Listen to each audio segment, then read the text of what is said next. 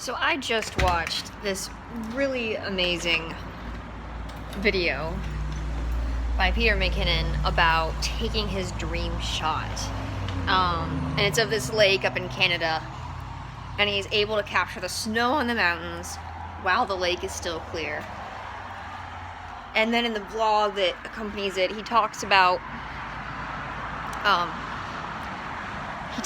how just the people he got to meet. I have a lot of plants on my patio. Yeah. He talks about the people that he meets, and he talks about just like the meaning that this photo has, because it's about the process, it's about the journey. And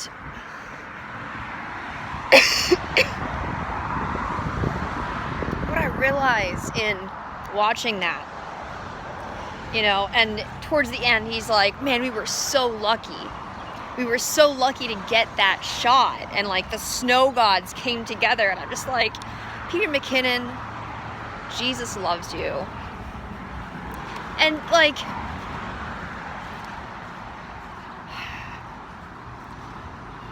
we want this life to mean something.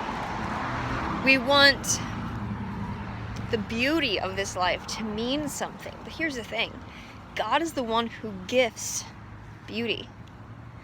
And like, that's something I hope I never take for granted. Like, look at this forsythia here.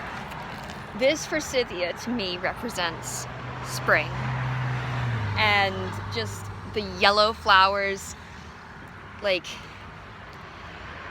in my backyard growing up, we had this huge forsythia bush. It looked like a fountain of gold. And so just seeing these little flowers, and yeah, maybe they're like a little scraggly and stuff, but that's meaning that's attached to a memory, and that's a gift from God. And I never want to take that for granted, you know what I mean? So why am I telling you this? And why am I walking outside like a crazy person? Sorry about the traffic, by the way. Because I have been in a major funk the past 2-3 days. It's been bad, actually. And honestly, most of it was PMS, if I'm totally honest. But I'm glad all the traffic is getting it out of its system. I had PMS, if I'm totally honest, and it's wrapped up now, so I'm glad for that.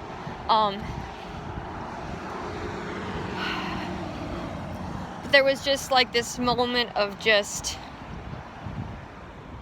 despair and frustration, actually. So my husband, the theme of this year is saving for a house, and my husband and I talk about it all the time. I talk about it with my friends and my neighbors and my church people and my customers at work. And so I've gotten recommendations for mortgage brokers, and it's starting to rain. I can't vlog when it's raining. Duh. I've got recommendations for mortgage brokers, and I've got phone numbers for realtors, and I had somebody. So, fun story. So somebody bought a bag of dog food, and we had a credit card promotion, save 10% on your entire purchase. And he decided to buy an air compressor for his shop.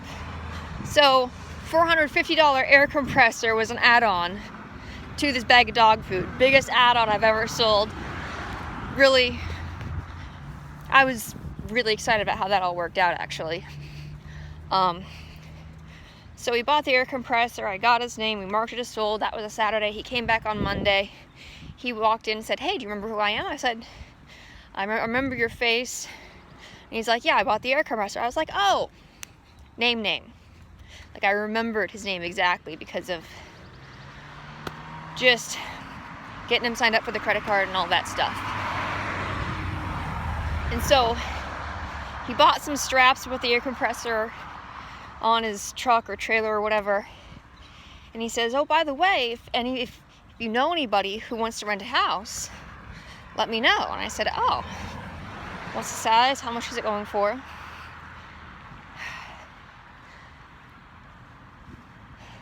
Three-bedroom. We've got the prettiest little white flowers here.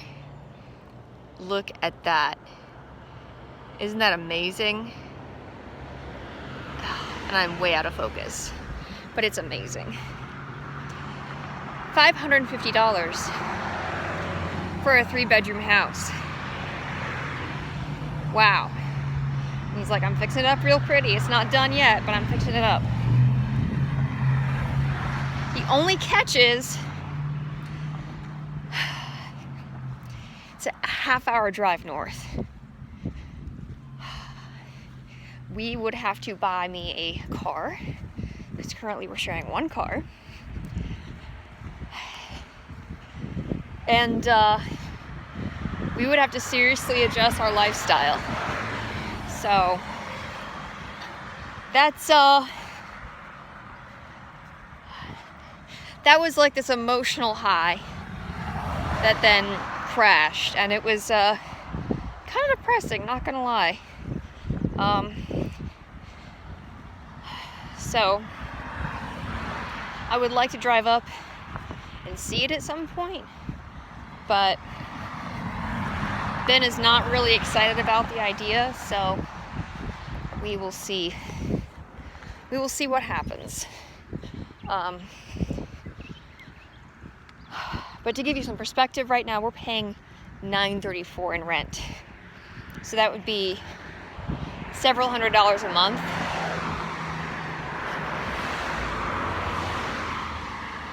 So it would definitely, it could be worth it. It could be worth it. And it's just trying to make that decision if it will be worth it. So I had that bit of a heart leap, and then a crash, and then I was waiting for my cycle to come through, and I was just like, I don't feel motivated to do anything. I didn't feel motivated. Well, I still haven't done laundry. I don't feel motivated to cook, clean, make art, let there be art. Yeah, just complete. Now, granted, I was still getting over being sick, so I actually did lay in bed most of Wednesday. It's Thursday now. No, wait. It's Friday. Yes, it's Friday now. That's a lot harder to figure out than it should be. Yes, it is Friday. So,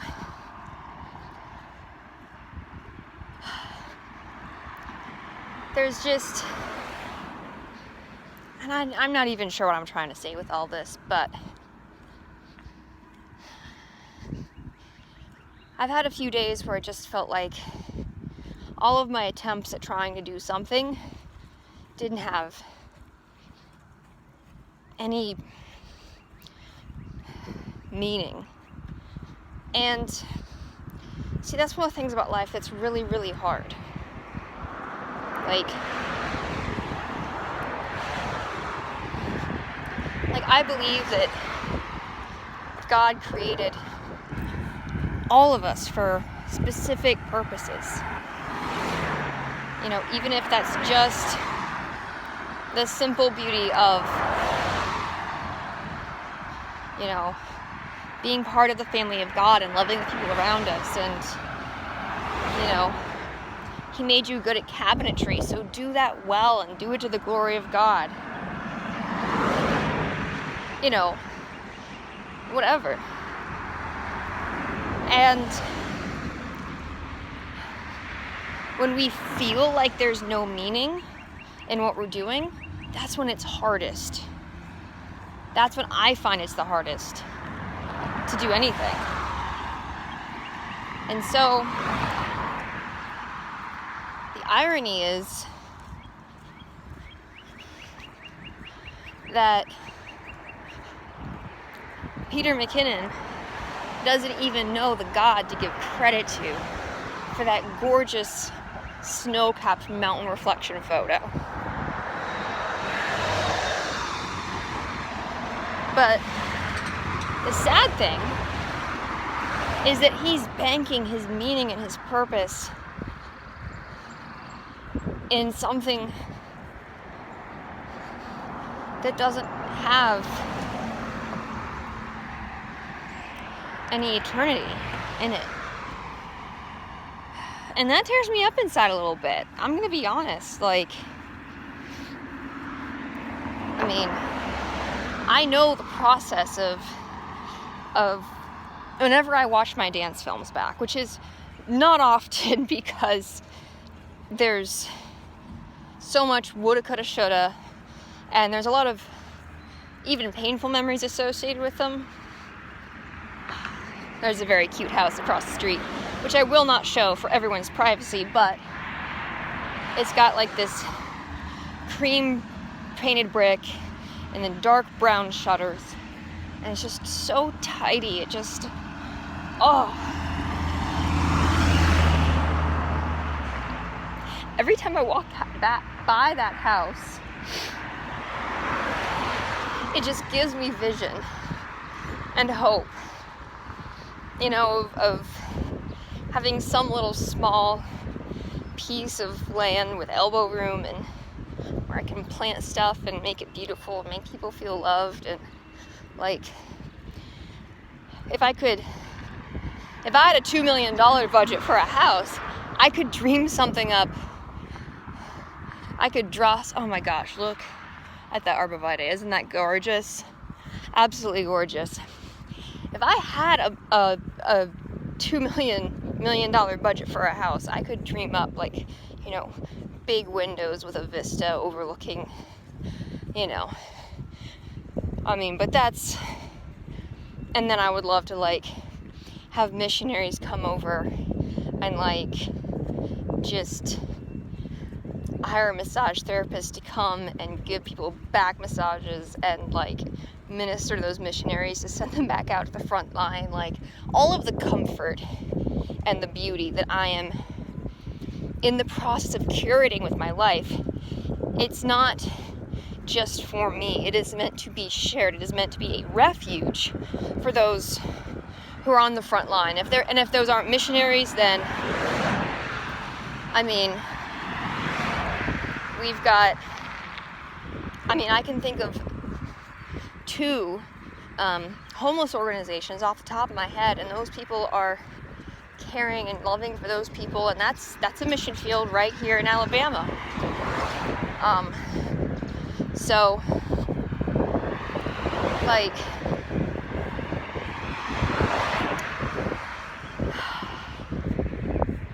so I guess what I'm trying to say is,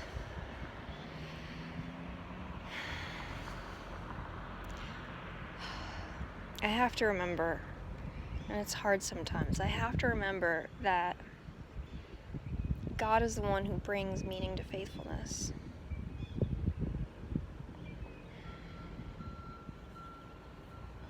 And for me, that looks like taking this walk, going home, starting laundry. Yeah. And being diligent about the little things that God has given me. So anyways, I think I'm going to end my vlog here. My name is Meg. I love my Jesus, and I believe in living inside out. Now it's your turn. Go get it.